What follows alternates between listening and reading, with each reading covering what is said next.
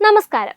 നിയമസഭാ തെരഞ്ഞെടുപ്പിന് മുന്നോടിയായി മലപ്പുറം ജില്ലയിലെ വേങ്ങര മണ്ഡലത്തിൽ ഇടതുപക്ഷ മുന്നണി നടത്തിയ സ്ഥാനാർത്ഥി പ്രഖ്യാപനം കേരള രാഷ്ട്രീയത്തിൽ വലിയ വിവാദങ്ങൾക്ക് തിരികൊളുത്തിയിരിക്കുകയാണ്. കഴിഞ്ഞ തെരഞ്ഞെടുപ്പിൽ SDPI സ്ഥാനാർത്ഥിയായി മത്സരിച്ച മുഹമ്മദ് സബാഹ് കുണ്ടപ്പുഴയ്ക്കലിനെ ഇത്തവണ ഇടതുപക്ഷ സ്വതന്ത്രനായി രംഗത്തിറക്കാനാണ് CPM തീരുമാനിച്ചിരിക്കുന്നത്. CPM സംസ്ഥാന സെക്രട്ടറി MV ഗോവിന്ദൻ ഔദ്യോഗികമായി സബാഹിന്റെ പേര് പ്രഖ്യാപിച്ചതോടെ LDFന്റെ ആദർശപരമായ നിലപാടുകളെ ചോദ്യം ചെയ്തുകൊണ്ട് പ്രതിപക്ഷം രംഗത്തെത്തിക്കഴിഞ്ഞു.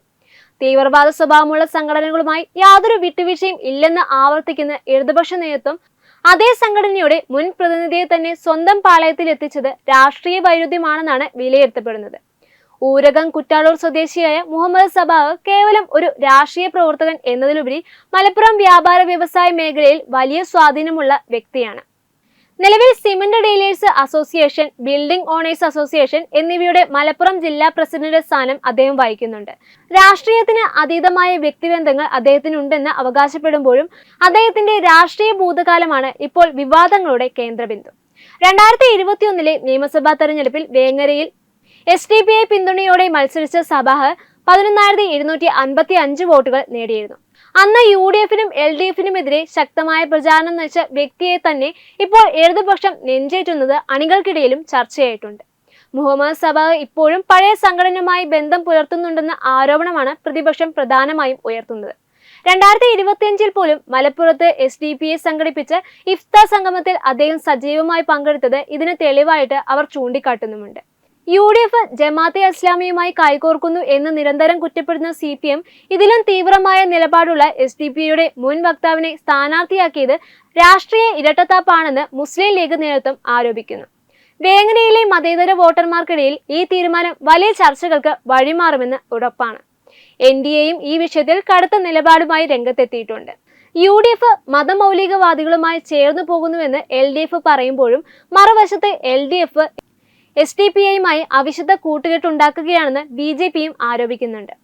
NDA ഉന്നയിക്കുന്ന ആരോപണങ്ങളെ സാധൂകരിക്കുന്നതാണ് സബാഹിന്റെ സ്ഥാനാർത്ഥിത്വമെന്നും അവർ വാദിക്കുന്നു.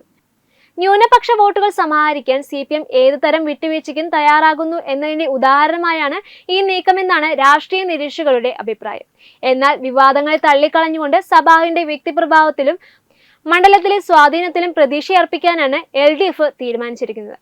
സബാഹ് ഒരു വർഗീയവാദി അല്ലെന്നും മണ്ഡലത്തിലെ വികസനത്തിനായി നിലകൊള്ളുന്ന ജനകീയനായ ഒരു വ്യാപാരിയാണെന്നുമാണ് ഇടത് കേന്ദ്രങ്ങളുടെ വിശദീകരണം.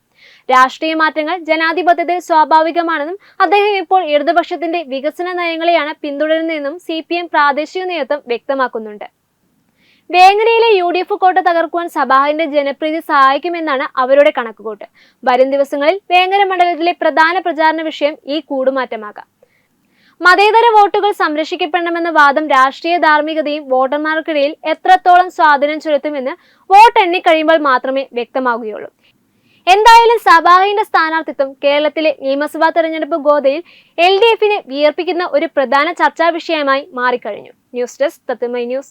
HIV അണുബാധ സന്തോഷപൂർണമായ ഒരു ജീവിതത്തിന് തടസ്സമല്ല. HIV അണുബാധയ്ക്ക് ഫലപ്രദമായ ചികിത്സ ഇന്ന് ലഭ്യമാണ്. ഇതിന് യഥാസമയം അണുബാധ കണ്ടെത്തുന്നതും കാലേക്കൂട്ടി ചികിത്സ നടത്തേണ്ടതും അത്യാവശ്യമാണ്. സൗജന്യമായ ചികിത്സയും മാർഗനിർദ്ദേശങ്ങളും സർക്കാർ ആശുപത്രികളിലെ ART അഥവാ ഉഷസ് കേന്ദ്രങ്ങളിൽ ലഭ്യമാണ്. ആരോഗ്യ സംരക്ഷണം ഓരോരുത്തരുടെയും ഉത്തരവാദിത്തമാണ്.